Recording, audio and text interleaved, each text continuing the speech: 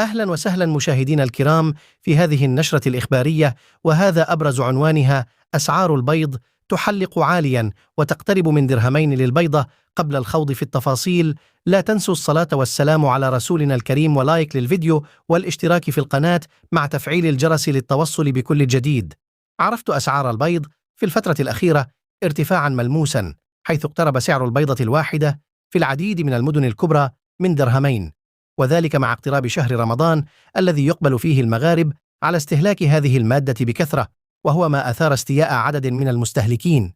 وتتوزع مواقف مهنيي القطاع بين متفهم لارتفاع أسعار البيض بسبب ارتفاع ثمن الأعلاف والاعتماد على الاستيراد من الخارج، مشيرين إلى أن 75% من الأعلاف تأتي من الخارج، وأن الأعلاف تمثل 80% من كلفة إنتاج البيض.